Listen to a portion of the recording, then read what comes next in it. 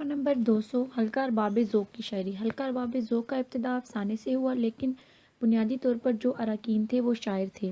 مثلاً میرا جی، قیوم نظر، یوسف ظفر، ضیاء جلندری، حفیظ ہوشیار پوری وغیرہ شامل ہیں۔ اس لیے شاعری کے حوالے سے حلقہ ارباب ذوق کو بہت اہمیت حاصل ہے۔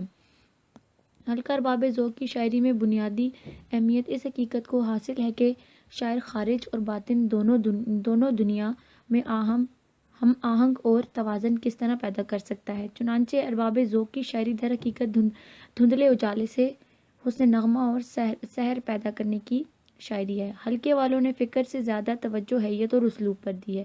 ذیل میں چند شعراء کا ذکر کرتے ہیں۔ میرا جی، حلقہ ارباب ذوق کی شعراء میں میرا جی کو بہت اہمیت حاصل ہے۔ میرا جی نے غیر ملکی شعراء کے مطالعے اور ترجمے سے جدید شاعری کے اصول وضع کیے ہیں، اور جب حلقے سے وابستہ ہوئے تو نئے شعراء کی ادبی تربیت اور اصولوں کو اس نے خوبی سے استعمال کیا ہے۔ میرا جی شخصی خوانوں سے اردو نظم کا بدترین شاعر ہے۔ اس نظم کی بنیاد داخلیت پر ہے۔ میرا جی کا بنیادی سوال انسان کے بارے میں ہے کہ انسان کیا ہے، انسان کا اس پورے نظام سے کیا تعلق ہے، اور جدید دور میں فرد کا جو انتشار رہے، چاہیے وہ سماجی ہو یا معاشرتی ہو یا جنسی ہو، اس سے انسان کی شناخت اور اس کی پہچان کے لیے مختصر سفر اختیار کرے۔ اس نے اپنی نظم کا موضوع جنس کو بنایا ہے، اور اس عمل سے وہ انسان کی حقیقت تک پہنچانا چاہتا ہے۔ انہوں نے غزلیں اور نظمیں گیت دونوں لکھی، لیکن ان کا میدان نظم ہے۔ صفحہ نمبر 201 جنہوں نے حلقہ ارباب ذوق آسمان کے کناروں تک پہنچایا۔ میرا جی نے غزل ایک کنواری عورت کے مماثل قرار دیا ہے، چنانچہ انہوں نے عورت سے لطیف کلامی اور ملائمت کی گفتگو کی ہے۔ وہ درد جو لمحے بھر کا تھا، مژداں کے بحال ہو گیا، چاہت میں ہمارا جینا مرنا آپ اپنی مثال ہو گیا۔ میرا جی کی لمبی بہر کی غزلوں میں دل گرفتہ کیفیت زیادہ نمایاں ہے، اور مزاج بھی گیت کے ٹکڑے نظر آتے ہیں۔ نگری نگری پھرا مسافر، گھر کا رستہ بھول گیا، کیا ہے تیرا کیا ہے میرا، اپنا پرایا بھول گیا۔ نون میم راشد۔ میرا جی کے بعد نون میم راشد یعنی نذیر محمد راشد کو حلقہ ارباب کی شاعری میں اہم مقام حاصل ہے۔ نون میم راشد ایک ایسا شاعر ہے جو ہمارے سامنے ایک جدید انسان کی تصور پیش کرتا ہے۔ وہ انسان جس کا تعلق مغربی تہذیب سے ہے، جو مغربی تعلیم پر پروردہ ہے، جس کا رابطہ نہ مذہب سے ہے، نہ تہذیب سے، اور نہ اخلاقیات سے۔ اور بقول ڈاکٹر وزیر آغا راشد کے انسان کے قدم زمین میں دھسے ہوئے نہیں بلکہ زمین سے اٹھے ہوئے ہیں۔ وہ خارج اور داخل دونوں کو پیش کرتا ہے۔ نون میم راشد اردو نظم کے اولین معماروں میں سے ہیں۔ راشد کا انسان انتشاری ہے۔ وہ سب سے پہلے روحانیت کی بات کرتا ہے، پھر روحانیت کی نفی کرتا ہے، پھر وہ روحانی تصورات کو رد کرتے ہوئے آگے بڑھتا ہے، اور پھر اپنے انتشار کو کم کرنے کے لیے مختلف سہارے لیتا ہے۔ صفحہ نمبر 202 کبھی خوابوں کی سرزمین میں پناہ لیتا ہے، کبھی عورت کے جسم میں، اور کبھی فرار حاصل کر لیتا ہے، اور سب سے تنگ آ کر خودکشی کا سوچتا ہے۔ ان کے ہاں نہ صرف انفرادی اور اجتماعی دکھ ہے بلکہ پورے ہندوستان اور پوری ایشیا کا دکھ ہے۔ ان کی شاعری میں موجود اجنبی عورت میں یہی کیفیت ہے۔ عرض مشرق مبہم خوف سے لرزاں ہوں میں، آج ہم کو جن تمناؤں کی حرمت کے سبب دشمنوں کا سامنا مغرب کے میدانوں میں ہے، ان کا مشرق میں نشاں اب تک بھی نہیں۔ پھر اس کا انسان آفاقی بن جاتا ہے، اور وہ چاہتا ہے کہ مشرق و مغرب کے لوگ ایک امن کے مرکز پر جمع ہو جائیں۔ یہ تصور ان کے آفاقی انسان کا ہے۔ شہر کی فصیلوں پر دیو کا جو سایہ تھا، پاک ہو گیا آخرت رات کا لبادہ بھی، چاک ہو گیا آخر خاک ہو گیا، ازدحام انسان سے فرد کی نواح آئی۔ ان کے یہاں نہ صرف انفرادی اور اجتماعی دکھ ہے بلکہ پورے ہندوستان اور پوری ایشیا کا دکھ ہے۔ قیوم نے غزلیں اور نظمیں لکھی ہیں، اور ساتھ ساتھ گیت پر بھی طبع آزمائی کی۔ ان کا موضوع اقتدار کی تبدیلی ہے، اور ان کی کیفیتوں کو شعر کا پیکر عطا کیا ہے جو نغمہ بن کر فضا کو مترنم کر دیتی ہے۔ قیوم مادیت اور روحانیت کو دیکھ کر حیرت زدہ ہوتے ہیں، اور بعض اوقات اشعار میں فطرت کی طرح رجوع کرنا چاہتے ہیں۔ روش روش پر تیرے ترانے گلوں کے افسانے، ہزار شعبے پیدا چمکتے رنگوں سے، بہار کھیل رہی ہے نئی امنگوں سے۔ حیرانی اور نئی زندگی کا حوالہ ان کے ہاں موجود ہے۔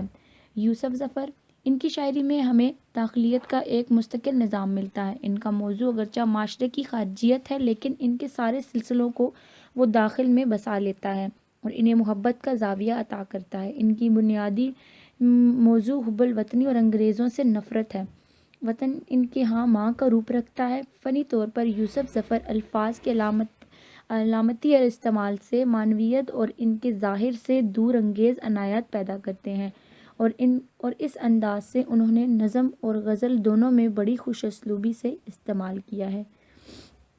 ضیاء جلندری کے ہمارے مسائل علامتی اسلوب میں پیش کیا ہے۔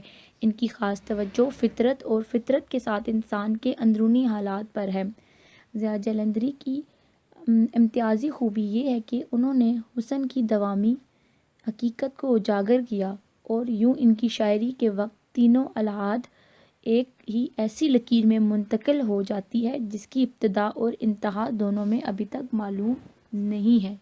ایک شوخی بری دوشیزہ یہ بلور جمال، یہ ہونٹوں پہ ہے کلیوں کے تبسم کا نکھار۔ مجید امجد کا شمار اردو نظم کے بڑے شاعروں میں شمار ہوتا ہے۔ انہوں نے غزلیں اور نظمیں لکھی ہیں۔ ان کی غزل بہت خوبصورت ہے، اور لیکن ان کی پہچان ان کی نظم ہے۔ صفحہ نمبر 204۔ مجید نے فطرت سے بڑی گہری محبت کی ہے۔ یہ دیہات کا رہنے والا تھا۔ دیہات کے لوگ شہر کی روشنیوں اور مشینی زندگیوں سے گھبرا جاتے ہیں، اور وسیع سطح پر دکھ محسوس کرتے ہوئے سوچتے ہیں کہ انسانی فطرت سے جتنا دور ہو جاتا ہے اور مشینی زندگی کے جتنے قریب ہو جاتا ہے، اس کے دکھوں میں اضافہ ہوتا ہے۔ منیر نیازی نے نظمیں اور غزلیں لکھی ہیں۔ منیر نیازی افکار کے حوالے سے ایک جدید شاعر ہے۔ اس کی شاعری میں ایک اور دنیا ملے گی جہاں دھندلکے آسیب اور سائے ہیں۔ محبت کے بہت سے خوبصورت حوالے بھی اس کی نظم میں ملتے ہیں۔ مجھے تم سے محبت ہے، بس اتنی بات کہنے میں لگے 12 برس مجھ کو۔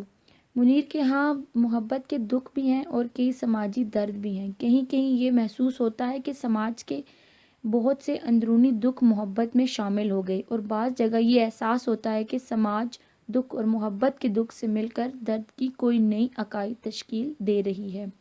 مثلاً اس آخری نظر میں عجب درد تھا منیر، جانے کا اس کے رنج مجھے عمر بھر رہا۔ صبح کاذب کی ہوا میں درد تھا کتنا منیر، ریل کی سیٹی بجی تو دل لہو سے بھر گیا۔ ناصر کاظمی اپنے کچھ حوالوں سے مشہور ہیں۔ صفحہ نمبر 205۔ ناصر ان شاعروں میں سے نہیں جو صرف گانے اور موسیقیت کی وجہ سے مشہور ہیں، بلکہ انہوں نے خون کا دریا عبور کر کے ہندوستان سے پاکستان ہجرت کی ہے۔ انہوں نے ہجرت غم اور اجنبیت کا دکھ دیکھا، اسی لیے ان کی شاعری میں بھی ملتی ہے۔ مثلاً ہمارے گھر کی دیواروں پہ ناصر اداسی بال کھولے سو رہی ہے، جنہیں ہم دیکھ کر جیتے تھے ناصر، وہ لوگ آنکھوں سے اوجھل ہو گئے ہیں۔ شہزاد غزل کے حوالے سے بہت اہم ہے۔ ان کی شاعری میں بہت سے رجحانات ہیں، لیکن سب پر فلسفے کا اثر ہے، اس لیے ان کی شاعری فلسفہ کے بوجھ تلے دبی ہوئی نظر آتی ہے۔ لیکن یہ بھاری پتھر جب سرکتا ہے تو خیال و خواب کے حسین سنگم سے دل مول لینے والی شعر بھی پڑھنے کو مل جاتے ہیں۔ یہ سمجھ کے سچ جانا ہم نے تیری باتوں کو، اتنے خوبصورت لب چھوٹ کیسے بولیں گے۔ اس کے ہاں سب سے اہم جہت تو وہ ہے جو نئے شہر کا تصور ہے، ایک ایسا شہر جو منافقت کا شہر ہے۔ مختار صدیقی، حلقہ ارباب ذوق سے وابستہ ایک نام مختار صدیقی کا بھی ہے۔ ان کی شاعری کی زبان و بیان کے علاوہ دکھ درد کے حوالے سے زیادہ ہے، سادگی اور بناوٹ بھی ہے، اور میر سے متاثر نظر آتے ہیں۔ صفحہ نمبر 206۔ سب خرابے ہیں تمناؤں کے، کون بستی ہے جو بستی ہے یہاں۔ جیلان کامران، یہ شاعر نظم کے حوالے سے بہت اہم ہے۔ ان کی شاعری میں اسلامی ثقافت، روحانیت کا حوالہ موجود ہے، اور ساتھ ساتھ جدید دور کے کردار جو جدید دور میں روحانیت سے عاری ہو گئے ہیں۔ اس حوالے سے اس کا البم نظم و نشق و کف پا ہے۔ حلقہ ارباب ذوق کی تنقید۔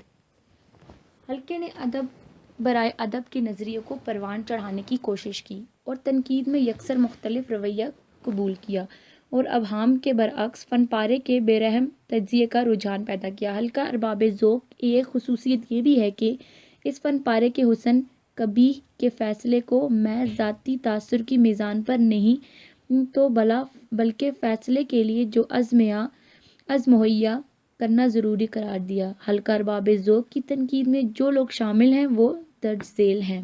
میرا جی۔ حلقہ ارباب ذوق کی تنقید جہت کو متعین کرنے کا فریضہ میرا جی نے سر انجام دیا۔ میرا جی نے تنقید کی کوئی باضابطہ کتاب نہیں لکھی، تاہم ان کے نظریات عملی تنقید کے اس مضامین میں موجود ہیں جو مشرق و مغرب کے نظم کے نام سے مشہور ہیں۔ ان کی وفات کے بعد شائع ہوئی۔ اردو تنقید میں میرا جی انفرادیت یہ ہے کہ انہوں نے نہ صرف نظریہ سازی کی بلکہ ان کے عملی اطلاق سے شعراء کو تخلیقات کے حوالے سے جانچنے کا شعور بھی پیدا کیا۔ میرا جی کی کتاب اس نظم میں جدید شاعری کی تفہیم کا بنیادی صحیفہ شمار ہوتی ہے اور اس کے تجرباتی عمل سے حلقہ ارباب ذوق کی تنقید جہت متعین ہوتی ہے۔ صفحہ نمبر 207۔ مولانا صلاح الدین نے لفظ اور خیال کے حسن کو تقویت دی ہے۔ یہ بات ہے کہ روایت کی پیروی کے باوجود انہیں ادب کی صحت مند نے دھارے کو قبول کیا۔ مولانا کی تنقید میں تحسین کا عنصر زیادہ ہے اور اب وہ ادب کی رنگینیوں کو توڑنے کے بجائے انہیں جوڑنے کی صحیح کرتے ہیں۔ اسے وزیدار تنقید کہنا زیادہ مناسب ہے۔ وحید قریشی۔ حلقہ ارباب ذوق کی تنقید میں قطعیت کا زاویہ وحید قریشی نے پیدا کیا۔ ان کی اساسی خوبی یہ ہے کہ انہوں نے ادبی تنقید کے اخلاقیات مرتب کیے۔ وحید قریشی فن کو معاشرتی اور تاریخی ماحول سے علیحدہ نہیں کرتے، تخلیق کو کسی اور زاویے سے پرکھنے کے بجائے اسے مختلف پیمانوں سے جانچنے۔ اہم بات یہ ہے کہ وہ تنقید کو ادبی عمل تصور کرتے ہیں۔ حلقہ ارباب ذوق میں ان کی تنقید آزادی اور جرأت اور بے باکی کی ایک نہایت خوبصورت آواز ہے۔ ریاض احمد کی انفرادیت اس بات میں ہے کہ انہوں نے ادبی تنقید کو سائنسی عمل بنایا، چنانچہ انہوں نے حیت، اسلوب، جمال اور ذوق جمال جیسے مسائل کو عالمانہ انداز میں سلجھانے کی کوشش کی اور ترقی پسند نقطۂ نظر کو ادب بنائے بغیر حلقے کے نقطۂ نظر کو مثبت انداز میں ابھارا۔ نفسیات ریاض احمد کی تنقیدی اہم جہت تھی۔ انہوں نے زندگی کو ادب کا موضوع قرار دیا۔ محمد حسن عسکری۔ حلقہ کے نقادوں میں سے ایک اور اہم محمد حسن عسکری کا نام ہے۔ عسکری نے ادب میں غیر جانبداری کا اعلان بھی کبھی نہیں کیا، چنانچہ انہوں نے فن برائے فن کی برملا حمایت کی اور ترقی پسند تنقید اور ادب کی کھلی مخالفت کی۔ اس نے یہ باور کرایا کہ فن میں نہ صرف حقیقت پیش کرنا ہے بلکہ آزادانہ عمل سے حقیقت کی تلاش بھی کرتا ہے۔ عسکری اردو تنقید کی فعال اور مؤثر آواز تھی۔ صفحہ نمبر 208۔ ڈاکٹر وزیر آغا نے ادبی موضوعات پر جزوی نظر ڈالی اور انہیں ایک وسیع تناظر میں رکھ کر ایک بڑے کل کے ساتھ وابستہ بھی کیا۔ مؤخر الذکر رجحان کے تحت ان کی کتاب اردو شاعری کا مزاج لکھی گئی اور اس میں اردو شاعری کی 3 اصناف غزل، نظم، گیت کا مزاج دریافت کیا گیا۔ اول الذکر کے تحت 2 مضامین لکھے جو تنقید اور احتساب ہیں۔ نئے مقالات، نظم جدید کی کروٹیں، تنقید اور نئے تناظر وغیرہ شامل ہیں۔ نظریاتی اعتبار سے ڈاکٹر وزیر آغا ادب کو انسانی تہذیب و ثقافت کا مظہر قرار دیتے ہیں۔ اس کے علاوہ حلقے میں جیلانی، کامران، سجاد باقر، رضوی، انتظار حسین اور مظفر علی سید کے نام سے تنقید میں اہم ہیں۔ حلقہ ارباب ذوق کی تنقید ایک اور اہم زاویہ مجلسی تنقید ہے جسے حلقے کی ہفتہ وار مجلس کی بدولت فروغ حاصل ہے۔ اس میں کوئی شبہ نہیں کہ اس قسم کی تنقید میں نافذ کرنے کے سامنے حوالے کی کتب موجود نہیں ہوتی اور زیادہ تر قوت حافظہ کے بل بوتے پر اس تنقید کو آگے بڑھایا جاتا ہے۔ تاہم یہ یاد رکھنا ضروری ہے کہ تنقید خواہ مجلسی ہو یا غیر مجلسی ہو، اس کا مقصد فن پارے کے حسن و قباح کا جائزہ اور اس کی جمالیاتی قدر و قیمت کا تعین ہوتا ہے۔ مجموعی جائزہ: حلقہ ارباب ذوق کی تحریک اس اعتبار سے قوی اور فعال تحریک ہے کہ اس نے کسی جامد نظریے حصار کو قبول کرنے کے بجائے آزاد فکری، کشادہ نظر، فروغ دینے اور صحیح اور مختلف ادبی نظریات سے استفادہ حاصل کیا ہے۔ حلقے نے اپنے عہد میں مضبوطی، ترقی پسند تحریک کے خلاف نظریاتی جنگ کی شدید فضا بھی پیدا کی ہے۔ صفحہ نمبر 209۔ تاہم حلقے نے سیاست گری کے بجائے سیاست کے اثرات کو ادب کا موضوع بنایا اور کئی ایسی تخلیقات پیش کیں جن کی پیش قدمی مستقبل کی طرف سے اور ان کے اپنے عہد کا سماجی شعور بھی موجود تھا۔ حلقہ ارباب ذوق تاحال ایک زندہ تحریک ہے۔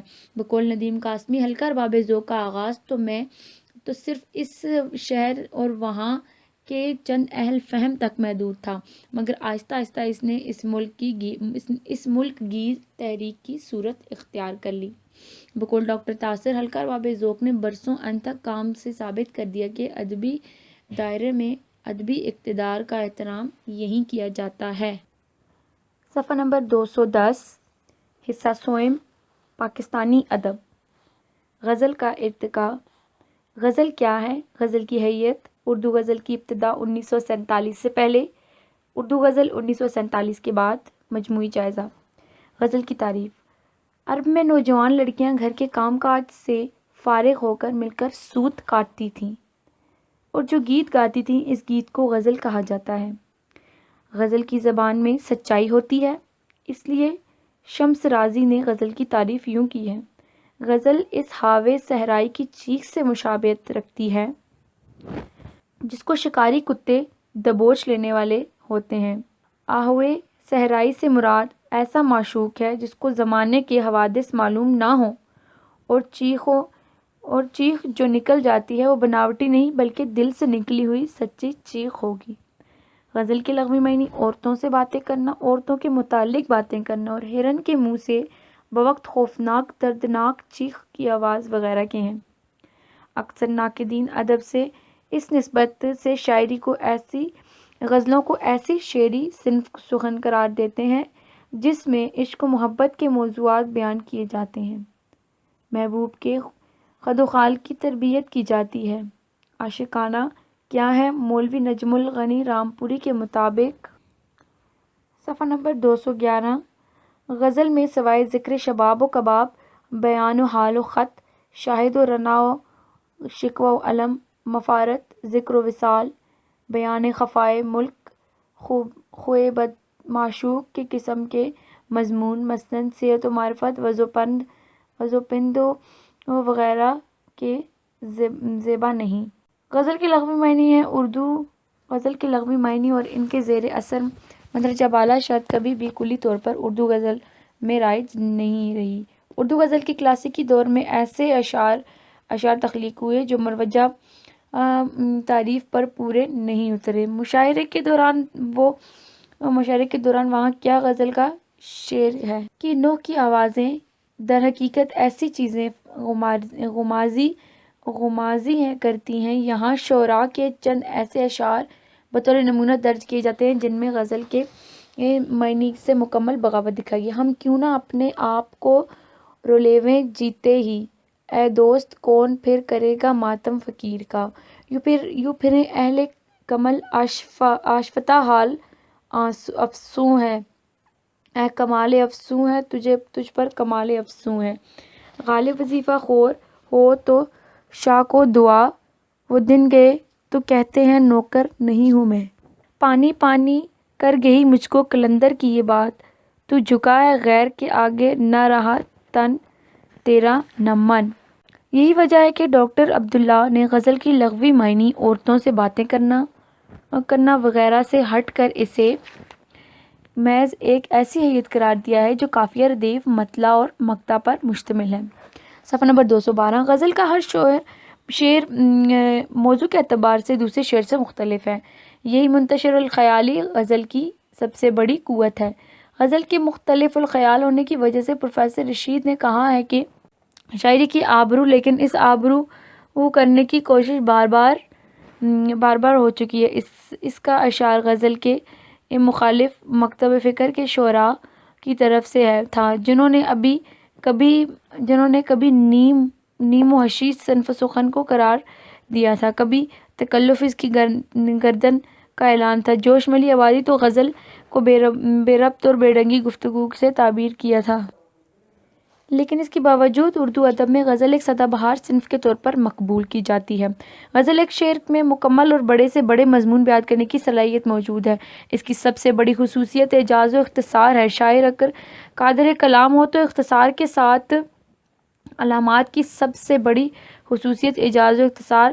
شاعر اگر اختصار علامات کی کنایات اور تشبیہات اور استعارات تلمیحات کے سہارے ہیں، دو مصروں میں آفاقی کیفیت پیدا کر سکتا ہے، چند الفاظ میں خوبصورت ترتیب کے ذریعے اپنے داخل اور خارج ہونے والے دونوں کی طرف سے سفر کر سکتا ہے۔ دو مصروں پر مشتمل غزل ایک شعر ہے جس میں بعض اوقات ایک نظم سے زیادہ وسعت و ندارت اور نفاست حاصل ہوتی ہے۔ خالص غزل کا ہر شعر اپنی جگہ پر آزاد اور کی مکمل اکائی ہوتی ہے۔ اجزائے ترکیبی کے لحاظ سے غزل مطلع، مقطع، قافیہ اور ردیف پر مشتمل ہوتا ہے۔ جس غزل میں ردیف نہیں ہوتا اسے غیر مردوف غزل کہا جاتا ہے۔ اس کے اشعار کی تعداد 5 سے 17 تک ہونے کی شرط ہے۔ اردو ادب کے کلاسیکی شعراء ایک غزل کے بعد اسی بحر اور قافیہ ردیف میں کہی گئی بھی غزلیں کہہ سکتے ہیں۔ آج کی اردو غزل میں صنف عشق اور عورتوں سے اظہار محبت کے علاوہ مذہبی، فلسفیانہ، حکیمانہ، سائنسی، اخلاق اور تہذیبی موضوعات بھی زیر بحث آتے ہیں۔ صفحہ نمبر 213 غزل کی حیت۔ غزل کے فن کو سمجھنے کے لیے صورت بنتی ہے۔ اس میں پہلی چیز بحر و شہر کا وزن ہوتا ہے۔ اسے ناپنے سے پیمانے بحریں کہلاتی ہیں اور چھوٹی بڑی بھی ہو سکتی ہیں اور آسان یا مشکل بھی۔ یہ فن عروض کہلاتا ہے۔ یہ ایک مشکل فن ہے اور اس کو سمجھنے کے لیے محنت اور وقت دونوں کی ضرورت ہوتی ہے۔ یہاں ہم بحر کی صرف ایک مثال دے کر آگے بڑھنا چاہتے ہیں۔ میر کی مشہور غزل الٹی ہو گئیں سب تدبیریں کچھ نہ دوا نے کام کیا، اس کا وزن ہے فعلاً فعلاً فعلاً فعلاً فعلاً فعلاً فعلاً فا، اور اس کا نام ہے بحر متقرب۔ غزل کے تمام مصرے کسی ایک بحر میں ہوتے ہیں۔ بحر کے بعد غزل کی دوسری پہچان ہے ردیف۔ ردیف و قافیہ۔ ردیف وہ لفظ ہے یا وہ الفاظ ہیں جو غزل کے پہلے شعر یا مطلع دونوں مصروں میں آخر میں اور اس کے بعد ہر شعر کے دوسرے مصرے کے آخر میں آئیں۔ قافیہ وہ لفظ ہے جو تھوڑی سی تبدیلی کے ساتھ مطلع کے دونوں مصروں کے آخر میں لیکن ردیف ہو تو اس سے پہلے اور باقی تمام شعروں کے دوسرے مصروں کے آخر میں آئے۔ مثال کے لیے آتش کا یہ شعر، یہ آرزو تھی تجھے گل کے روبرو کرتے، ہم اور بلبل بےتاب گفتگو کرتے۔ اس شعر میں کرتے ردیف ہے اور روبرو قافیہ ہے۔ اس غزل میں روبرو کے ساتھ گفتگو، آرزو، جستجو، غیرہ قوافی استعمال ہوتے ہیں۔ یہی شعر مطلع کی مثال ہے۔ مطلع غزل کے پہلے شعر کو کہتے ہیں جس کے دونوں مصروں میں قافیہ استعمال کیا ہوا ہو۔ اگر غزل میں مدرف اور ردیف ہے تو غزل بھی آخری شعر کو جس میں شاعر اپنا تخلص استعمال کرتا ہے مقطع کہتے ہیں۔ آتش کی اس غزل کا مقطع ہے، نہ پوچھ عالم برگزشتہ تائی آتش، برستی آگ جو باراں کی آرزو کرتے۔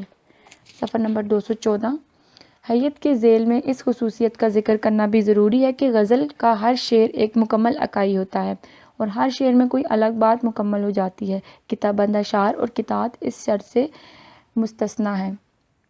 اردو غزل کی ابتدا اور ارتقاء۔ اردو میں غزل کی ابتدا کے بارے میں اختلاف رہا ہے۔ پنڈت کیفی رقم تراز ہیں کہ سب سے پہلے غزل چندر بھان برہمن نے کہی جو کہ شاہجہانی عہد میں پیدا ہوئے، جبکہ صغیر بلگرامی سعد دکنی کو پہلا غزل گو شاعر ثابت کرتا ہے۔ بہرحال یہ بات وثوق سے نہیں کہی جا سکتی کہ اردو کا سب سے پہلا غزل گو شاعر کون ہے، تاہم ادب کے مطالعے سے یہ بات ثابت ہو جاتی ہے کہ اردو شاعری کے ابتدائی روپ کے جو نقوش ہیں ہمیں ملتے ہیں، ان شعراء میں رامی، ولی افضل جھنجھوانی، شیخ ناصر علی، سرہندی ضیاء الحسن اور امیر خسرو کے نام قابل ذکر ہیں۔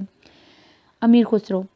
اکثر محققین اور ناقدین اس بات پر متفق ہیں کہ آج تک سب سے پہلے جو غزل مکمل یا دریافت ہوئی ہے وہ امیر خسرو کی ہے۔ قدیم زمانے میں ریختہ کی اصطلاح اور اطلاق اس شاعری پر ہوتا ہے جس میں فارسی اور ہندی کے مختلف ٹکڑے موجود ہوتے ہیں، اس لیے امیر خسرو کی غزل کو ریختہ قرار دیا ہے۔ اردو کی اس پہلی غزل کے چند اشعار درج ذیل ہیں: شباں ہجراں دراز جو زلف و روز، وصلش جو عمر کوتاہ، سکھی پیا کو جو میں نے دیکھوں تو کیسے کاٹوں اندھیری رتیاں۔ غزل کے بارے میں کہا جاتا ہے کہ اس کا سب سے بڑا نمائندہ جس کو باقاعدہ رواج دیا جاتا ہے تھا وہ ولی تھا، لیکن ولی سے غزل کا آغاز نہیں ہوا۔ اس سے پہلے ہمیں دکن سے بہت سے شعراء کے یہاں غزل ملتی ہے، مثلاً قلی قطب شاہ، نصراتی، عباسی، وجیح، لیکن ولی نے پہلی بار غزل میں ان تہذیبی قدروں کو سمویا ہے۔ اس کے بعد ہمارے سامنے ایام گوئی آتے ہیں جنہوں نے بھی فن اور فکر کے حوالے سے غزل اور تہذیب کو روایت سے قریب کیا ہے۔ صفحہ نمبر 215۔ لیکن وہ مکمل طور پر ہندیت کو غزل سے نکال نہیں سکتے، لہٰذا اس کے بعد میر اور سودا کا دور ہمارے سامنے آتا ہے۔ اس میں ہمیں نئی تہذیب اور اسلوب کا سراغ ملتا ہے اور ہمیں وہ کلچر نظر آتا ہے جو ہندی ایرانی کلچر ہے۔ میر اور سودا کا دور غزل کے عہد زریں کا دور تھا، جس میں مکمل طور پر کلاسیکی پیمانوں کی پیروی کی گئی ہے۔ لکھنؤ میں غزل کا پہلا دور مصفی، انشا، رنگین اور جرأت ہے۔ پہلی دفعہ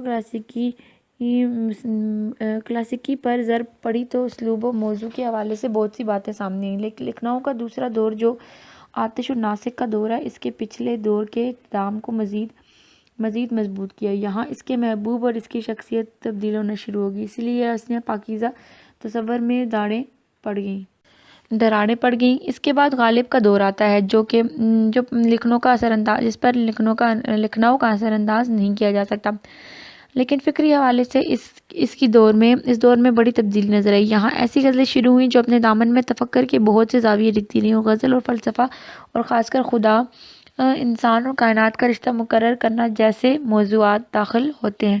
1857 کے بعد غزل کا دور شروع ہوا جس میں کلاسیکی غزل کے اثرات یعنی رامپور اور اس دور میں امیر جلال اور تسلیم جیسے شاعر شامل ہیں۔ اس کے بعد صحیح معنوں میں غزل کا جدید دور شروع ہوتا ہے اور وہ ہے حال کا دور۔ اس میں کوئی شک نہیں کہ حال نے جدید غزل کی بنیاد رکھنے میں اہم کردار ادا کیے ہیں۔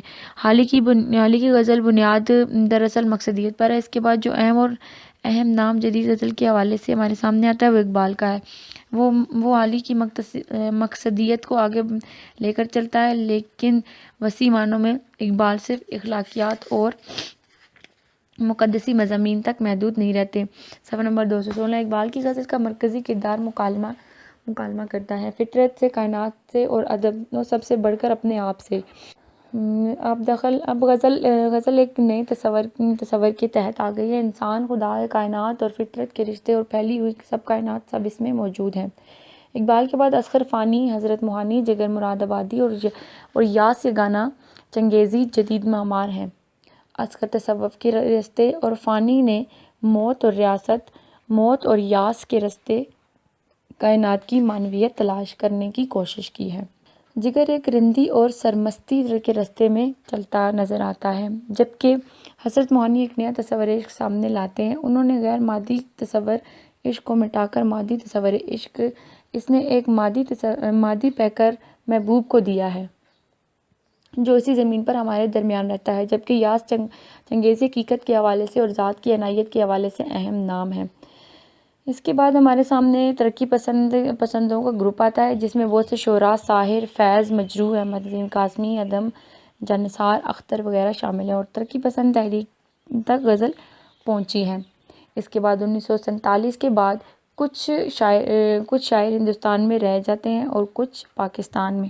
اردو غزل 1947 کے بعد ترقی پسند تحریک نے ایک غزل کے ساتھ جو بے اتنائی کا سلوک کیا تھا وہ لوگوں کو اس سے متفرقہ کرنے کی کوشش تھی۔ اس کا ازالہ کرنے کے لیے ایک غزل کی دلہن کی مشاطلی کے لیے 1857 کے بعد ابھرنے والی غزل گو کی نسل کا بڑا کام دیا۔ حالات و واقعات کے بدلے تو سوچ و فکر میں بھی فرق آ گیا۔ غزل کو نفس تازہ اور ولولہ تازہ کیا گیا۔ اس تاریخ میں معاشیت اور سیاست کے متعلق بھی اور ذہنی جسمانی لحاظ سے آزاد محسوس کیا، اور ارد گرد کے ماحول اور اس کے حالات و واقعات کو محسوس کر دیا، اور جدید شاعری میں دراصل نئے انداز سے جذباتی شعور کی زندگی کا موضوع آزادی کے بعد اظہار کیا۔ آزادی کے بعد ترقی پسند تحریک نے اپنی موت اب آپ مر گئی اردو غزل کی مخالفت، تنگ دامنی کا شکوہ اور گردان زنی بھی ختم ہوئی اور اردو کو پھر قبول عام کر لیا۔ اس میں نئی روشنی ڈھونڈ نکالی گئی، اظہار کے نئے سانچے وضع کیے گئے اور اس کا رشتہ زندگی سے استوار کیا گیا، لیکن غزل کو نئے حالات کا ترجمان بنانے اور اس میں نت نئے تجربے کی ترقی کی کوشش میں غزل کی ایک روایت میں سے چشم پوشی نہیں کی گئی، بلکہ غزل کی پوری روایت کو سامنے رکھ کر اس کی بنیادوں پر نئی عمارت تعمیر کی گئی۔ اس لیے غزل کی دلکشی سے نئے میلانات، تجربوں اور جدتوں کے باوجود کمی نہ آئی، بلکہ سچ سنور کر بھی کافر بن گئی۔ تقسیم کے فوراً بعد جن پاکستانی شعراء نے غزل کی طرف توجہ دی، اس میں رنگا رنگ پھول کھلائے۔ ان میں جوش، حفیظ، فیض، ندیم، عدم، ناصر کاظمی، اختصار انصاری، مصطفیٰ زیدی، حفیظ ہوشیار پوری، صہیبہ اختر، کتیل شفاعی، رئیس امروئی، شان الحق، ابن انشا، جمیل الدین حالی، حبیب جالب، محمد امجد، شفقت نظامی، ضیاء جلندری، شوکت واسطی، ادا جعفری، عندلیب، شادابی تابش، دہلوی، شرط بخاری وغیرہ کے نام بھی نمایاں اور ممتاز ہیں۔ 1957 کے بعد غزل گو کے شعراء کے طور پر مشہور ہونے والے سلسلوں کا ناصر کاظمی سے شروع ہوتا ہے اور شہرت پر ختم ہو جاتا ہے۔ ناصر کاظمی اردو غزل گوئی میں کسی تعارف کے محتاج نہیں ہیں۔ ناصر پاکستان کے مشہور اور ہر دل عزیز شاعر ہیں۔ ان کی غزل کا خاص موضوع عشق ہے، مگر یہ سطحی وجامد عشق نہیں، بلکہ ان کی وسعت میں زندگی کی پنہائیاں موجود ہیں۔ ان کی غزلوں کا لب و لہجہ سادہ اور دھیما ہوتا ہے، لیکن ان کی سادگی میں بھی بڑی پرکاریاں موجود ہوتی ہیں۔ ناصر کاظمی کی غزلوں میں یاسیت مگر کنوتیت نہیں، تقسیم ملک کے حالات و واقعات کی وجہ سے سوز و گداز بھی شامل ہے۔ ان کی غزل میں ایک تہذیب کی چیخ، ایک تمدن کی گونج اور ایک ثقافت کا آشوب درج ہے۔ صفحہ نمبر 218۔ دائم آباد رہے گی دنیا، ہم نہ ہوں گے کوئی ہم سا ہوگا، تیرا ملنا تو خیر مشکل تھا، تیرا غم بھی جہاں نے چھین لیا، وہ کوئی اپنے سوا ہو تو اس کا شکوہ کروں، جدائی اپنی ہے اور انتظار اپنا۔ اختر انصاری نے واردات قلبی کو غزل کا موضوع بنایا، اسی لیے ان کے ہاں داخلیت کا رویہ زیادہ تر کار فرما ہے۔ ان کی غزل تجربات اور واردات قلبی کو جمع کر کے درد دل پر دستک دیتی ہے۔ اس طرح ان کی غزلوں میں قوت تخلیق اور زبان و بیان کی دوسری خوبیوں سے قطع نظر جو اردو کسک پائی جاتی ہے، وہ اس کی ذاتی وصف کی بدولت ہے۔ یادش بخیر عہد محبت کی شاعری، ایک آہتی کے گیت کے سانچے میں ڈھل گئی، کیسے بدلوں میں اپنی فطرت کو، لاگ ہے مجھ سے خود محبت کو، شباب نام ہے اس جائے نواز لمحے کا، جب آدمی کو یہ محسوس ہوا جواں ہوں میں۔ صفحہ نمبر 219۔ احمد نسیم قاسمی کے ہاں کلاسیکی اور رومانی انداز ہائے نظر کا ایک خوبصورت امتزاج ہے۔ ان کی غزل میں زمانے کا فریب بھی موجود ہے اور نامکمل حکمرانوں کا نوحہ بھی۔ کلاسیکی مزاج کو غزل میں انہوں نے دلچسپ انداز میں برتا۔ ان کی غزل میں دور حاضر پر تبصرہ ملتا ہے۔ نمونۂ کلام: زندگی ایک حشرِ موضوعات ہے اور ہر موضوع میں ہے عنوان ہزار، زندگی چند عقیدوں کے سوا کچھ بھی نہیں، ان عقیدوں کے تصادم سے ہے عالم میں بہار۔ فیض احمد فیض کی غزل میں رومان اور حقیقت کا حسین امتزاج پایا جاتا ہے، بلکہ ان کی غزل میں رومان سے حقیقت کی طرف سفر موجود ہے۔ فیض نے انسانی دوستی اور ظلم و جبر کے خلاف شاعری کی، کرو کج جبیں پر سر کفن میرا، قاتلوں کو گما نہ ہو کہ غرور عشق کا بانگ پن پس مرگ ہم نے بلا دیا۔ تمہاری یاد کے جب زخم بھرتے ہیں، کسی بہانے تمہیں یاد کرتے ہیں۔ جس دہج سے کوئی مقتل میں گیا، وہ شان سلامت رہتی ہیں۔ یہ جان تو آنی جانی ہے، اس جان کی کوئی بات نہیں۔ مصطفیٰ زیدی شاعری میں جوش اور فراز سے متاثر ہیں، اسی لیے ان کی غزلوں میں ان کا رنگ پایا جاتا ہے۔ ان کے لہجے میں نرمی اور داخلی پن ہے۔ جہاں وہ جذباتی ہوئے، وہاں ان کی غزلیں پھیکی پھیکی ہیں۔ وہ سوچنے سمجھنے کا شاعر ہے۔ صفحہ نمبر 220۔ زیدی نے شاعری کی زیدی کی شاعری اس کی اپنی ذات کے اظہار کا نام ہے۔ اس کی شاعری پڑھ کر یوں محسوس ہوتا ہے کہ یہ اندر اندر سے ٹوٹ گیا ہے، بکھر گیا ہے اور اپنی بکھری ہوئی ذات کو جمع کرنے کے لیے شعر کہہ رہا ہے۔ ان کی شاعری ایک جوان سال اور جواں فکر شاعر کے احساسات کی شاعری ہے۔ انہی پتھروں پہ چل کر آ سکو تو آؤ، میرے گھر کے رستے میں کہیں کہکشان نہیں ہے۔ شہر کے کوچہ و بازار میں سناٹا ہے، آج کیا سانحہ گزرا ہے خبر تو لاؤ۔ میری روح کی حقیقت میرے آنسوں سے نہ پوچھ، میرا مجلسی تبسم میرا ترجمان نہیں ہے۔ حفیظ ہوشیارپوری کی غزلوں میں عشق کا پاکیزہ جذبہ ملتا ہے۔ ان کا محبوب ننگے پاؤں کسی کو کوٹھڑی پر بلانے نہیں جاتا، بلکہ اخلاقیات کے دائرے میں رہتا ہے۔ عشقیہ واردات کے علاوہ کسی اور سیاسی معاشرتی مسائل کا ذکر نہیں کیا۔ ان کی غزلوں کا اصل موضوع عشق ہے اور انہوں نے غزل کی روایت کو آگے بڑھانے میں نمایاں حصہ لیا ہے اور زبان و بیان کے خوبصورت مرکب پیش کیے ہیں۔ ان کی غزل میں تازگی اور پختگی کے ساتھ نغمگی پائی جاتی ہے۔ محبت کرنے والے کم نہ ہوں گے تیری محفل میں، لیکن ہم نہ ہوں گے۔ جب سے ہوئے ہیں تم سے جدا، پھرتے ہیں ہم تنہا تنہا۔ دوستی عام ہے لیکن اے دوست ملتا ہے بڑی مشکل سے۔ تمام عمر تیرا انتظار ہم نے کیا، اس انتظار میں کس کس سے پیار ہم نے کیا۔ صفحہ نمبر 221۔ صہیبہ اختر کی غزلیں ابہام سے پاک ہیں۔ ان کی غزلوں میں ساغر احسان دانش اور رشید احمد صدیقی کا شاعری کا عکس ہے۔ ان کی غزلوں میں زمانے کی روح سے ہم آہنگ ہے، اسی لیے ان میں تازگی ہے۔ ان کی طرز فکر اور طرز اظہار عصری زندگی کا نقطہ نظر پیش کیا گیا۔ کل شب ماہ میں ایک چاند کی قربت سے کھلا، میرے دل میں محبت کا سمندر موجود ہے۔ اس طریقے کو عداوت میں روا رکھتا ہوں، اپنے دشمن کے لیے صرف دعا رکھتا ہوں۔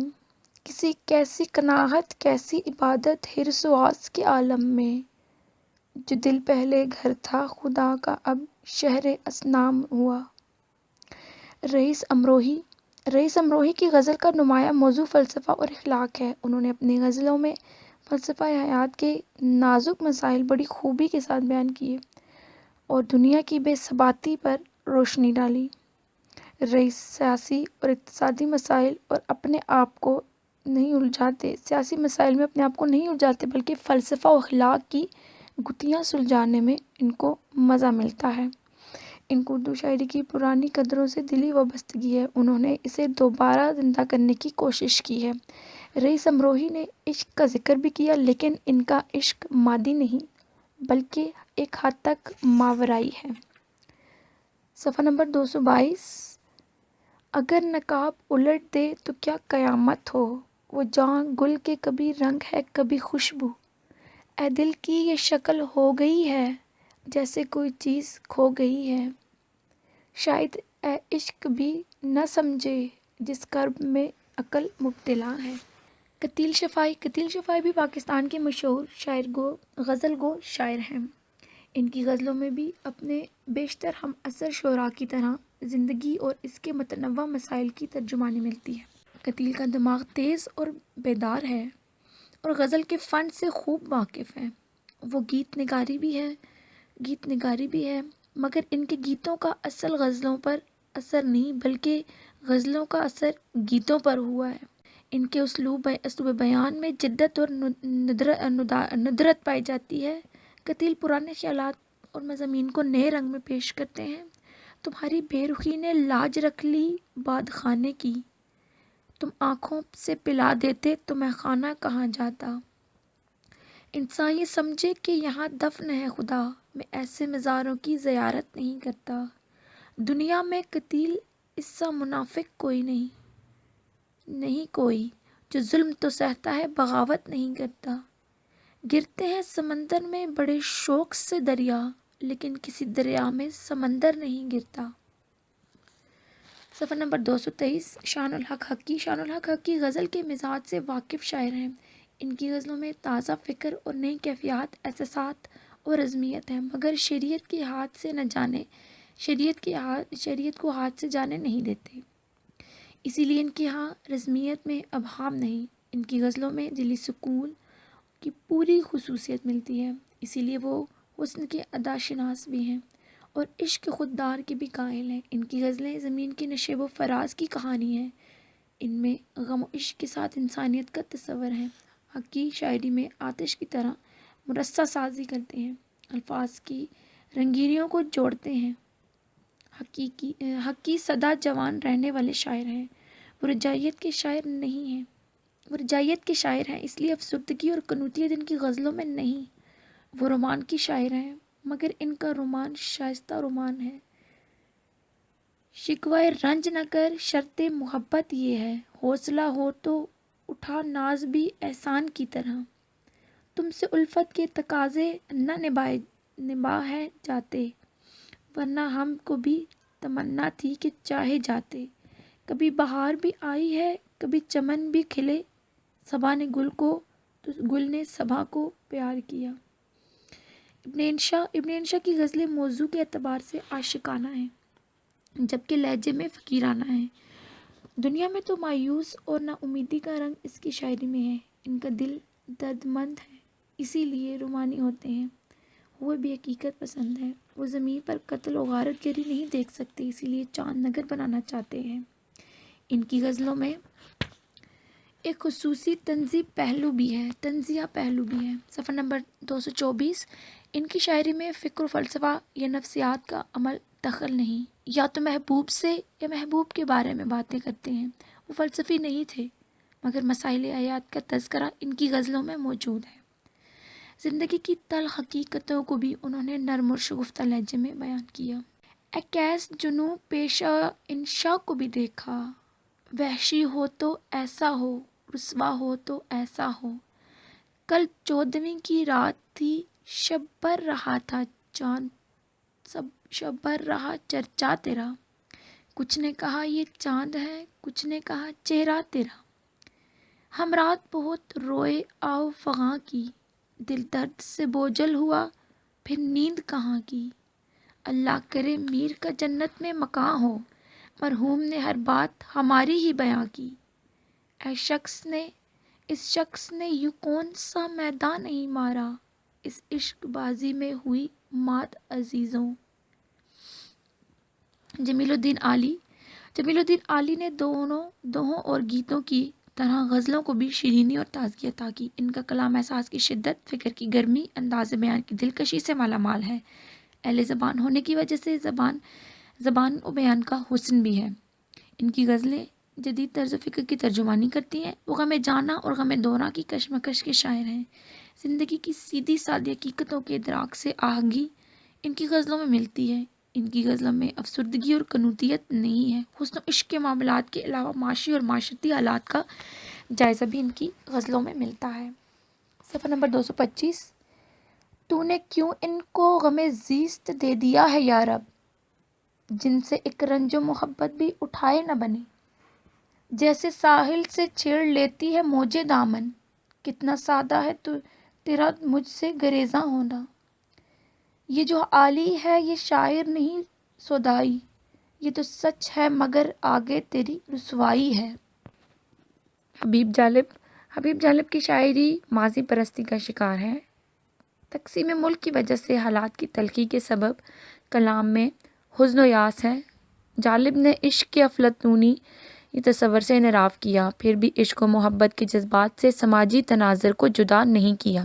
مجموعی طور پر جالب کے کلام میں بے ساختگی بھی ہے اور نغمگی بھی۔ دنیا تو چاہی ہے یوں ہی فاصلے رہیں، دنیا کے مشہوروں پر نہ جا اس گلی میں چل، کہنے کو ہم سفر میں ہیں بہت اس دریار میں، چلتا نہیں ہے ساتھ کوئی دو قدم یہاں۔ مجید امجد اپنی غزلوں میں اپنے ذاتی تجربے اور دلی جذبات کو بڑی ہی مؤثر انداز میں پیش کیا ہے۔ ان کی غزلوں کی زبان سادہ، سلیس اور عام فہم ہوتی ہے اور ان کے ایک قسم کا آہنگ اور ترنم پایا جاتا ہے۔ مجید امجد کی غزلوں میں ارد گرد کے ماحول کی بے چینی کی عکاسی ملتی ہے۔ مجید امجد کی شاعری میں قیام نہیں ہے، وہ ایک مکان کے بعد ایک اور مکان کی تلاش میں رہتے ہیں۔ ان کی غزلوں میں ایک قسم کی تازگی ہے۔ صفحہ نمبر 226۔ ان کی غزلیں ان کے عہد کی اتار چڑھاؤ کی داستان ہے۔ ان کی غزلوں میں ذات کی اداسی و افسردگی، اضطراب اور بے چینی کی جوہر ہے۔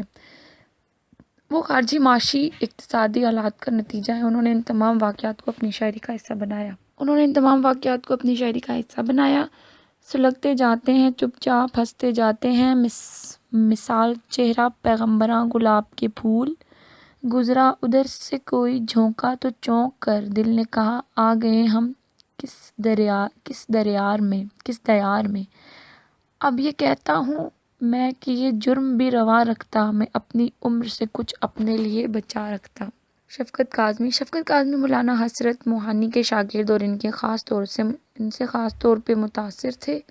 شفقت کاظمی نے اردو غزل کی اصلی روایت کو زندہ کیا ہے۔ عاشق کے ساتھ محبوب کی اور ہجر و وصل کے جو واردات گزرتے ہیں وہ سب کچھ شفقت کاظمی کی غزل میں موجود ہیں۔ انہوں نے غزل کو ایک عظمت عطا کی ہے، گویا کہ شفقت کا رنگ شاعری اپنے استاد حسرت موہانی سے بالکل ملتا جلتا ہے، مگر گہرے اور قلبی محسوسات کی جلوہ نمائی ان کی شاعری کو آفاقی بنا دیا ہے۔ شفقت کاظمی کی اندھی تقلید ہرگز نہیں ہے، بلکہ اپنی انفرادی شان اور پہچان کو برقرار رکھا ہے۔ غزل کی وہ روایت جو میر نے قائم کی تھی، جسے حسرت موہانی نے توانائی بخشی، شفقت نے انہیں اپنے خون و جگر سے نکھار بخشا۔ کبھی کبھی کے تصور سے جی نہیں بھرتا، میرے خیال میں آؤ تو بار بار آؤ، لذت غم سے آشنا نہ ہوا جو تیری راہ میں فنا نہ ہوا، تیرے احسان کو ہم یاد آئے دل کے داغوں کو جب شمار کیا۔ صفحہ نمبر 227۔ زیاد جلندری کی شاعری کی خصوصیات سادگی اور سلاست ہیں۔ چھوٹی بحر کی غزلیں لکھتے ہیں اور ترنم والے خوبصورت بحر کا انتخاب کرتے ہیں۔ وہ اپنے جذبات کا اظہار رشتہ داروں اور رواں الفاظ سے کرتے ہیں۔ ان کی غزلوں میں عشق و محبت کے لطیف پہلو اجاگر اور جلوہ دکھائی دیتے ہیں۔ ان کی غزلیں اشاریت اور رزمیت سے بھرپور ہیں۔ انہوں نے حیت اور اسلوب کے تجربے بھی کیے۔ آبرو آوارہ سے مجھ کو ہے وفا کی امید، برکے بےتاب سے شکوہ ہے پائندہ نہیں، ہر لحظہ بدل رہے ہیں حالات، مجھ سے نہ کرو نباہ کی بات، موت کی آرزو بھی کر کے دیکھو کیا امیدیں تھی زندگی سے مجھے۔ شوکت واسطے کی شاعری اس کے اپنے ماحول کا غیر جانبدارانہ تجزیہ ہے، جس کے آئینے کی طرح سے کچھ صاف نظر آتا ہے۔ شوکت واسطی نے اپنی شاعری میں بناوٹ اور محض قافیہ پیمائی سے کام نہیں لیا۔ ان کی شاعری میں نہ تو محبوب کے لیے جھوٹی تعریف اور نہ رقیب کے لیے گالی گلوچ، اس کے بجائے اپنے ماحول اور حالات کا صحیح تجزیہ ملتا ہے۔ صفحہ نمبر 228۔ مسجد میں کفل ڈال کے آغاز شب میں شیخ، یہ محترز ہے کیوں ورنہ میخانہ باز ہے، اب پڑ چکی ہے خوب تمنا کی خو مجھے، تم آ گئے ہو مگر انتظار میں، آج ہے کیسی زلیخاؤں میں یوسف نیلام، یہ جو بازار میں آوازہ یا ارزانی کا۔ عطا جعفری کی غزلوں میں اپنے عہد کی تہذیبی روایت کا تذکرہ ملتا ہے۔ ان کے یہاں قدیم اور جدید نظام زندگی کے خلاف ایک احتجاج ملتا ہے۔ ان کی غزلوں میں سادگی، صفائی اور روانی ہے۔ اس کے ساتھ چھپے ہوئے نشتر بھی ان کی غزلوں میں ملتا ہے۔ ادا کی شاعری ایک طرف ان کی ذاتی تجربات اور مشاہدات کا عکس ہے، دوسری طرف انہوں نے اقبال، فانی، جگر اور اختر شیرانی جیسے شعراء کے کلام سے استفادہ کر کے اپنے کلام کو خوبصورت بنایا ہے۔ یوں ادا کا کلام کلام طاؤس، وریاب اور شمشیر و ثنا کا خوبصورت مجموعہ ہے۔ ان کی شاعری میں مایوسی نہیں ہے بلکہ منزل کو پانے کا عزم ہے۔ سامنے بے نقاب بیٹھے ہیں، وقت حسن و مہر ماہ گئی، اس کی نظریں اٹھا کے دیکھ لیا، اس نے نظریں اٹھا کر دیکھ لیا، عشق کی جرت نگاہ گئی، ہونٹوں پہ کبھی اس کے میرا نام ہی آئے، آئے تو صحیح بسر الزام ہی آئے، منزلیں کھو گئیں راہوں میں، ہم بھی کس کس مقام سے گزرے۔ صفحہ number 229۔ Doctor Andleeb. Doctor Andleeb شدانی بنیادی طور پر محق اور نقاد تھے۔ ان کی شاعری مہر و وفا کی عقائد پر مبنی تھی۔ غزل گوئی میں اپنے شدید رومانی تغزل کے لیے مشہور ہیں۔ عشقیہ معاملات، قلبی واردات اور کیفیات کی ترجمانی انہوں نے بڑے ہی مؤثر انداز میں کی۔ ان کا تغزل بس غزل کے اظہار کے گرد گھومتا ہے۔ ڈاکٹر صاحب کو الفاظ استعمال کرنے پر قدرت حاصل ہے اور ان کا انداز بیاں ہی مؤثر اور اچھوت اور دل مو لینے والا ہوتا ہے۔ جذبے کی شدت، تجربات کی صداقت، تخیل کی ندرت، زبان کی صحت اور بیان کی تازگی اور دلکشی ان کے کلام میں موجود ہے۔ ان کا کلام بے حد دلکش ہے۔ دل کا ہر گوشہ تمہاری یاد سے آباد ہے، مجھ کو سب کچھ بھول جانے پر بھی سب کچھ یاد ہے، وہ علم کشوں کا ملنا، وہ نشاط غم کے سائے، کبھی روح پڑا تبسم، کبھی اشک مسکرائے۔ مسعود الحسن۔ مسعود الحسن تابش دہلوی غزل کے ایک منفرد شاعر ہیں۔ ان کی غزل تہذیب یافتہ زبان و بیان کا نکھرا ہوا انداز بیاں ان کے ہاں ملتا ہے۔ ان کی غزلوں میں خیال کی پاکیزگی، جذبے کی صداقت، بیانی کی لفظ کی صفائی ملتی ہے۔ روز خوشبو تیری لاتے ہیں صبح کے جھونکے، اہل گلشن میری وحشت کو ہوا دیتے ہیں، سلام اہل محبت پر ہوا کہ اب تک فراق و وصل کے صدمے اٹھائے جاتے ہیں۔ اردو غزل کے اس دور کے شعراء نے کھل کر اپنے جذبات و خیالات کا اظہار کیا۔ انہوں نے اپنے عہد کی صورتحال کے مخصوص منظر ناموس کو اس عظیم صنف شاعری کے احاطے میں داخل کرنے کی کوئی کمی نہیں چھوڑی اور اپنے ماحول اور سماج کا بھرپور عکاسی کی۔ صفحہ نمبر 230۔ جدید تر غزل گو شعراء۔ جب بھی ادب کی تخلیق ہوتی ہے تو پہلے خیال اس کا خاکہ تیار کیا جاتا ہے، پھر مناسب الفاظ کے ذریعے اظہار ہوتا ہے۔ جب بھی نئے خیالات کا اظہار ہوتا ہے تو اس کے لیے نئے نئے الفاظ کی بھی ضرورت ہوتی ہے۔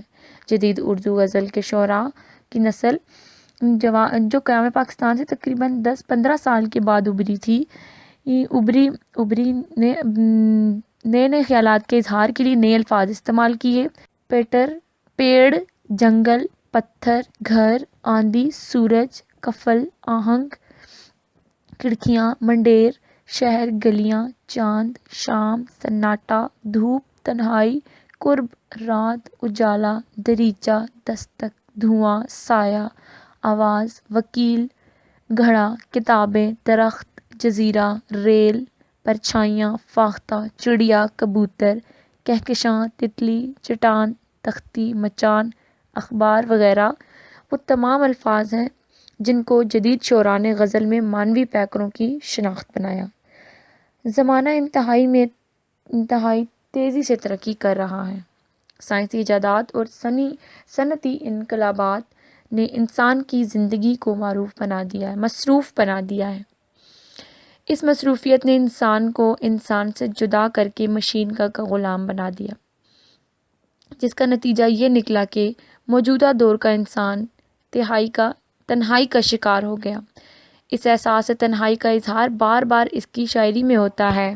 اس کا ایک نتیجہ یہ بھی نکلا کہ سائنس نے تو ایک طرف مختلف ایجادات کے ساتھ انسان کو بے پناہ سہولیات دی ہیں، مگر اس کے ساتھ ساتھ اس نے انسان کے مستقبل کو غیر محفوظ بھی کر دیا۔ اس کا خوف کا اظہار بھی جدید اردو غزل میں ملتا ہے۔ اردو شاعری کے اس دور کی زمین بڑی زرخیز معلوم ہوتی ہے، اسی لیے گزشتہ ایک صدی میں جتنے اردو غزل گو شعراء پیدا ہوئے اس دور نے پیدا کیے۔ ان میں سے بعض وہ ہیں جنہوں نے اردو شاعری کو نئے نئے الفاظ، علامات اور خیالات سے وسعت دے دی اور آنے والے دور کو تھوڑا بہت متاثر بھی کیا، اور بعض وہ ہیں جنہوں نے یا تو ابھی اپنی شاعری کا آغاز کیا یا انہوں نے اپنے دور کو متاثر نہیں کیا۔ صفحہ نمبر 231۔ اس دور کے شعراء تذکرہ سلسلہ وار ملتا ہے۔ احمد فراز کی شاعری کی آواز اردو شاعری کے ایوانوں میں اس وقت گونجی جبکہ اس سے پہلے بہت سی آوازیں موجود تھیں، لیکن ان تمام آوازوں میں احمد فراز کی آواز زیادہ انفرادیت لیے ہوئے ہے۔ ان کے سوچنے کا انداز حساس اور پرخلوص ہے۔ ان کی شاعری کو صرف کلاسیکی رومانی شاعری نہیں کہا جاتا بلکہ دور حاضر کی لطیف ذہنی رد عمل کا سچا نمونہ کہا جا سکتا ہے۔ ان کا کلام اردو شاعری کے نئے موڑ میں بھی نازک زاویوں کی لچک اور تھرتھراہٹیں اپنے اندر رکھتا ہے۔ ان کی شاعری ایک مکمل چیخ، ایک فغاں، ایک فریاد بن کر اردو ادب کی ایوانوں میں گونجتی پھرتی ہے۔ کسی شاعر کو یہ مقام اتنی آسانی سے حاصل نہیں ہوتا۔ یہ اعلیٰ مقام کسی شاعر کو تب حاصل ہوتا ہے جب اس کا فن اور جذبہ دونوں آپس میں پرخلوص ہوں۔ احمد فراز نے رومان کو ایک نیا انداز دیا ہے اور ان کی نیم رومانی شاعری میں ان کی اپنی تنہائی کا احساس بھی ہے۔ دل منافق تھا شب ہجر میں سویا کیسے، اور جب تجھ سے ملا تو رویا کیسا۔ فقیہ شہر غریبوں کو لوٹ لیتا ہے، کبھی بہیلا مذہب کبھی بنام وطن۔ شمع کی لو تھی کہ وہ تو تھا مگر ہجر کی رات، دیر تک روتا رہا کوئی سرہانے میرے، تیرے ہوتے ہوئے آ جاتی تھی ساری دنیا، آج تنہا تو کوئی نہیں آنے والا۔ صفحہ نمبر 232۔ ہوا ہے تجھ سے بچھڑنے کے بعد اب معلوم کہ تو نہیں تھا، تیرے ساتھ ایک دنیا تھی، تو پاس بھی ہو تو دل بے قرار اپنا ہے، کہ ہم کو تیرا نہیں انتظار اپنا ہے۔ اس زندگی میں اتنی فراغت کیسے نصیب، اتنا نہ یاد آؤ کہ تجھے بھول جائیں ہم۔ احمد فراز نے غالب، فیض، فراق اور ندیم قاسمی کا اثر تو قبول کیا ہے مگر ان کی تقلید نہیں کی۔ انہوں نے اپنا انفرادی لب و لہجہ اور ان چار شعراء کی روایت کو مزید آگے بڑھایا ہے۔ اب آنے والے تقریباً ہر شاعر احمد فراز کے رنگ و تغزل کا اختیار کرنے پر موجود ہے۔ اب کہ بچھڑے تو شاید کبھی خوابوں میں ملیں، جس طرح سوکھے ہوئے پھول کتابوں میں ملے، تو خدا ہے نہ میرا عشق فرشتوں جیسا، دونوں انسان ہیں تو کیوں اتنے حجابوں میں ملے۔ زمانے بھر کے دکھوں کو لگا لیا دل سے، اس آسرے پہ کہ ایک غم گسار تھا اپنا، ہم بڑے شہروں میں بھی تنہا ہیں جانے کس طرح، لوگ کر لیتے ہیں ویرانوں میں آشنا پیدا۔ حمایت علی شاعر کی نظموں میں جذبے کا اور غزلوں میں فکر کا خوبصورت اظہار ملتا ہے۔ انہوں نے خارجی حالات کا عکس غزل کی داخلیت میں سمیٹ لیا ہے۔ صفحہ نمبر 233۔ حمایت نے غزل کو عشقیہ اور رومانی فضا سے نکال لیا۔ انہوں نے اپنی قوم کو اپنی غزلوں میں بیان کیا ہے۔ اس طرح انہوں نے غزل کے لب و لہجے میں تبدیلی کی ہے۔ زندگی کے دکھ، ماحول اور بے چینی اور بے قراری اور انسان کا جہد مسلسل اس زندگی کا دوسرا نام ہے۔ حمایت کی غزلوں کے موضوعات ان کی غزلوں میں تجربات اور مشاہدات کے ساتھ سیاسی سماجی شعور بھی ہے۔ پھول ہیں کہ لاشیں ہیں باغ کے مقتل ہے، شاخ شاخ پہ ہوتا ہے دار کا گما یارو، کوئی تو بات تھی ہم کو ملا چو رتبہ دار، ورگنا شہر میں کچھ کم نہیں تھے سودائی، الزام اپنی موت کا موسم پہ کیوں دھروں، میرے بدن میں میرے لہو کا فساد تھا۔ خاطر غزنوی نے اپنی غزلوں میں زندگی و کائنات کی عکاسی کی ہے اور انہوں نے اپنے مشاہدے اور تجربے کے سانحے میں اس فنکاری کے ساتھ ڈھالا ہے کہ غزل کے تغزل میں ذرہ برابر بھی کمی نہیں آتی۔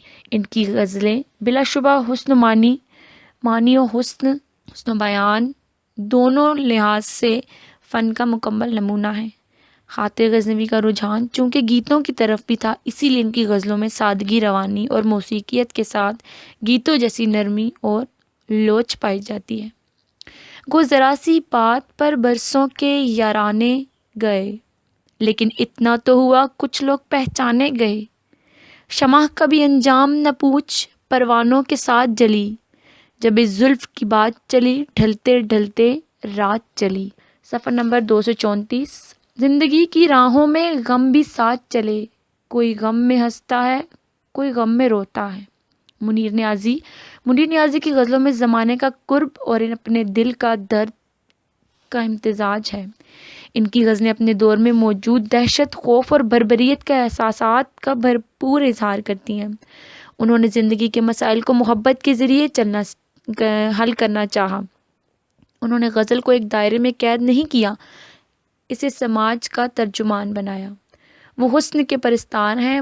یہ حسن ایسی چیز میں نظر آیا ہے، اس کی ثنا خوانی کی ہے، اگرچہ ان کی غزلوں میں فکری سطح کچھ زیادہ نہیں، تاہم ان کے جذبات اور سچائی کا احساس ہے۔ آئے گی پھر بہار اس شہر میں منیر، تقدیر اس نگر کی فقط خار و خس نہیں۔ صبح کاذب کی ہوا میں رت تھا کتنا منیر، درد تھا کتنا منیر، ریل کی سیٹی بجی تو دل لہو سے بھر گیا۔ جانتا ہوں ایک ایسے شخص کو میں بھی منیر، غم سے پتھر ہو گیا لیکن کبھی رویا نہیں۔ کسی کو اپنے عمل کا حساب کیا دیتے، سوال سارے غلط تھے جواب کیا دیتے۔ غم کی بارش نے تیرے نقش کو دھویا نہیں، تو نے مجھ کو کھو دیا میں نے تجھ کو کھویا نہیں۔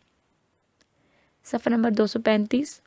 ضمیر جعفری بنیادی طور پر مزاحیہ شاعری کرتے ہیں۔ وہ اکبر الہ آبادی سے متاثر ہیں۔ ضمیر جعفری نے غزلیں بہت کم کہیں، لیکن کبھی کبھی حالات سے متاثر ہو کر اور کبھی داخلیت پسندی کے باعث غزل بھی کہہ لیتے۔ ضمیر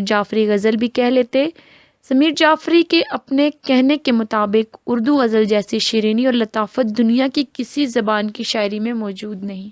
درد میں لذت بہت، اشکوں میں رعنائی بہت، اے غم ہستی ہمیں دنیا پسند آئی بہت۔ تو نے دیکھا ہی نہیں پیار سے ذروں کی طرف، آنکھ ہوتی تو ستارے بھی نمایاں ہوتے۔ اونٹ گاڑی پر سجا کے جلوس آتا ہے، جس طرح متحدہ اقوام میں روس آتا ہے۔ عبداللہ علیم کی غزلیں اپنے ماحول کی شعوری عکاسی کرتی ہیں۔ تنہائی ذات کی تلاش، تباہیاں، نفرت، بے اطمینانی وغیرہ ان کی غزلوں کے موضوعات ہیں۔ جدیدیت جس ذہنی تحریک کا نام ہے، عبداللہ علیم اس کے نمائندے ہیں۔ ان کی غزلوں میں جدت ہے۔ ان کی غزل و جذبہ و خیال کی آمیزش سے عبارت ہے۔ زمانے کے ہاتھوں علیم کے دل پر جو زخم لگے ہیں اور جو دکھ انہیں پہنچا ہے، اس دکھ اور غم ان کی غزلوں میں موجود ہے۔ اس طرح ان غزلوں میں اس کے اپنے دکھ، درد اور غم کا اظہار ملتا ہے۔ ان کی شاعری میں ایک خاص قسم کی بے ساختگی اور بانک پن ملتا ہے۔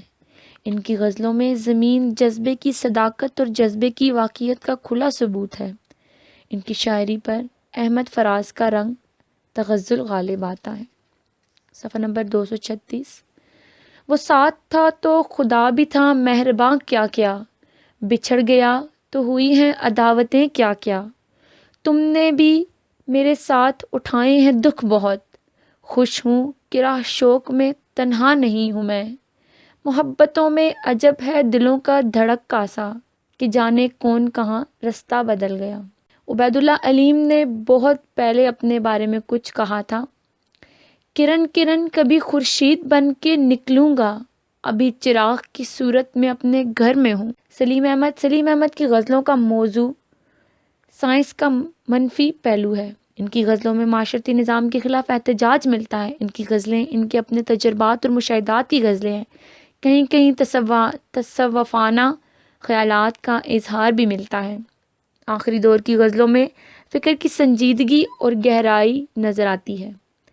سلیم احمد نے غزل کے اس صاف گوئی کو ترک کر دیا جس میں شائستگی مجروح ہو رہی تھی۔ انہوں نے اپنی غزلوں میں فلسفہ حیات پر خوبصورت بحث کی۔ سلیم احمد کی غزلوں میں بھی فراق، کبھی حسرت اور کبھی یگانہ نمودار ہوئے۔ ان کی غزلوں میں ایک وبا ہوا عشقیہ جذبہ ابھرتا ہے۔ ان کی غزلوں میں دبا ہوا ایک عشقیہ جذبہ ابھرتا ہے۔ جو فصل ابھی کٹی نہیں ہے میں اس کا لگان دے رہا ہوں، برا لگا میرے ساقی کو ذرا تشنہ لبی کہ یہ سوال میری بزم میں کہاں سے تھا۔ کوئی پہنچ نہیں سکتا میری حقیقت کو، جو قرب سے نہیں کٹتا وہ فاصلہ ہوں میں۔ چلا ہے مجھ سے آگے میرا سایہ، سو میں بھی ساتھ چلتا جا رہا ہوں میں۔ صفحہ نمبر 237 سحر انصاری۔ سحر انصاری ایک رومانی اقلیت پرست غزل گو شاعر ہیں۔ ان کی غزلوں میں رومانیت کے ساتھ ساتھ داخلی دکھ بھی ہے۔ تپتے سورج، پیاسی زمین اور خشک صحرا کا ذکر ان کی غزلوں میں ملتا ہے۔ نہ سنگ میل تھا نہ کوئی نقش قدم، تمام عمر ہوا کی طرح سفر میں رہے۔ دلوں کا حال تو یہ ہے کہ ربط ہے نہ گریز، محبتیں تو گئی تھی عداوتیں بھی گئیں۔ مسافروں سے محبت کی بات کر لیکن مسافروں کی محبت کا اعتبار نہ کر۔ جون ایلیا کلاسیکی غزل کہتے ہیں۔ ان کی غزلوں میں جذبات سے زیادہ خیال و فکر کار فرما ہے۔ انہوں نے زبان و بیان کے روز سے نئے محسوسات اور تجربات کو غزل میں شامل کیا۔ ان کی غزلوں کی زمین بہت خوبصورت ہے۔ ان میں شائستگی اور موسیقی دونوں ہوتی ہے۔ عربی اور فارسی کے الفاظ بلا خوف استعمال کرتے ہیں۔ کلاسیکی روایات کے نزدیک ہونے کے باوجود موجودہ دور کے جذبات کا خیالات کا عکس ان کی شاعری میں موجود ہے۔ فراق کی عشقیہ جذبات و احساسات کا اظہار بھی ان کے ہاں ملتا ہے۔ سائنس اور صنعتی ایجاد جو تبدیلیاں آئی ہیں اس نے انسان کی تنہائیوں میں اضافہ کیا۔ جون ایلیا نے ان حالات و واقعات کو غزل کا موضوع بنایا ہے۔ اس میں زندگیوں کی تلخیوں کا بیان ہے۔ صفحہ نمبر 238 کون ہے اس گھر کی دیکھ بھال کرے، روز ایک چیز ٹوٹ جاتی ہے۔ قرب جمال، عیش و وصال اور ہم، ہاں یہ ہوا ساکن شہر جمال ہو گئے۔ ہاں یہ ہوا ساکن شہر جمال ہو گئے، یہ مجھے چین کیوں نہیں پڑتا۔ ایک ہی شخص تھا جہاں میں کیا، خاموشی سے ادا ہو رسم دوری، کوئی ہنگامہ برپا کیوں کریں ہم۔ ظفر اقبال کو جس چیز نے ہم اثر سے ممتاز کیا، ہم اثر مغزلین سے ممتاز کیا، وہ اس کے اسلوب بیان اور برجستگی اور اس کے لہجے کا تیکھا پن ہے۔ ظفر اقبال نے اردو غزل کے نئے الفاظ سے مزین کرنے کی کوشش کی ہے۔ انہوں نے زبان اور محاورے اور گرامر کی روایتی پابندیوں سے گریز اختیار کیا، کیونکہ ظفر اقبال نے زبان کو شعری ضرورتوں اور ابلاغ کے تقاضوں کے مطابق بدل دیا ہے، ان کو توڑ پھوڑ سے دوچار نہیں کیا۔ ظفر اقبال کی غزلیں کسی مصور کا نگار خانہ معلوم ہوتی ہیں، جہاں سیاسی، معاشرتی، سماجی صورتحال کی شعری تصویریں نظر آتی ہیں، اور یہی فن تصویر گری کا ظفر کا کمال ہے۔ ان کی شاعری ناکام آرزوؤں کی شاعری ہے۔ ان آرزوؤں کو اس نے ظرافت کے رنگ میں پیش کرنے کی ناکام کوشش کی ہے۔ پھر ان کے اشعار میں بڑی بے ساختگی، ندرت پائی جاتی ہے۔ جھوٹ بولا ہے ظفر تو اس پر قائم بھی رہو، آدمی کو صاحب کردار ہونا چاہیے۔ شیر آ کے چیر پھاڑ گیا مجھ کو خواب میں، دم بھر کو میری آنکھ لگی تھی کچار پر۔ یہاں کسی کو کوئی حسب آرزو نہ ملا، کسی کو ہم نہ ملے اور ہم کو تو نہ ملا۔ کانوں سے انگلیاں نہ نکالو تو کچھ نہیں، ہنستے رہو تو روز نئی داستان ہے۔ صفحہ نمبر 229 سیف الدین سیف نئی نسل کے متغزلین میں سے ہیں، جنہیں غزل کے مزاج سے حقیقی مناسبت ہے۔ ان غزلوں میں عبارت، اشارت اور حسن ادا کے محاسن اس طرح آگے ہیں کہ کلام اور موثر دل خوشکن ہو گیا۔ انہوں نے اپنی غزلوں میں سیل ممتنع و خوبصورت استعمال کیا ہے، جو ان کی قادر کلامی کا روشن ثبوت ہے۔ سیف، کیا 4 دن کی رنجش سے اتنی مدت کا پیار ٹوٹ گیا؟ کبھی جگر پر کبھی دل پہ چوٹ لگتی ہے، تیری نظر کے نشانے بدلتے رہتے ہیں، تیرا خیال ہی میری یادوں کا حسن تھا، عہد فراق نے تیری صورت بھی چھین لی۔ نظیر برعکس نظیر برعکس غزل کے شاعر کم اور نظم کے زیادہ ہیں۔ ان کی غزلوں میں گیتوں جیسی نرم موسیقیت ہے۔ غزلوں میں جو ہلکا پن، رنگینی اور عنائی اور ایک مخصوص مٹھاس پائی جاتی ہے، ان میں بھی ان گیتوں کا اثر ہے۔ صفحہ نمبر 240، بڑے عجیب ہے دیر و حرم کے افسانے، یہ ہر مقام سے ذوق نظر اداس پایا۔ عابد علی عابد کی غزلوں میں بھی دور حاضر کی جھلکیاں پائی جاتی ہیں۔ انہوں نے غزلوں میں اپنے زمانے کی زندگی کی ترجمانی کی ہے۔ عابد زندگی کا ایک واضح نقطۂ نظر رکھتے ہیں۔ ان کا مشاہدہ عمیق ہے اور انہوں نے اپنے ماحول کا بغور مطالعہ کیا۔ انہوں نے اپنی غزلوں میں انہی کی تجربات بیان کیے، لیکن اپنے تجربات اور اپنے زمانے کے مختلف رجحانات و نظریات کو پیش کرتے وقت عابد نے غزل کی روایت کو برقرار رکھا۔ اس لیے ان کی غزلوں میں سوری و معنوی دونوں خوبیاں موجود ہیں۔ انہوں نے ہر صنف و سخن میں طبع آزمائی کی ہے، لیکن ان کی شاعری دراصل تغزل کی شاعری ہے۔ صوفی تبسم کی طرح فارسی کا ذوق رکھتے ہیں۔ خوبصورت الفاظ تراشنے میں انہیں کمال حاصل ہے۔ کہوں بتوں سے کہ ہم طبع سادہ رکھتے ہیں، پھر ان سے عرض وفا کا ارادہ رکھتے ہیں۔ اس بد نصیب کو نہیں ملتی کہیں پناہ، جو تیری بارگاہ میں بیگانہ ہو چکا۔ وقت رخصت و چپ رہے عابد، آنکھ میں پھیل گیا کاجل۔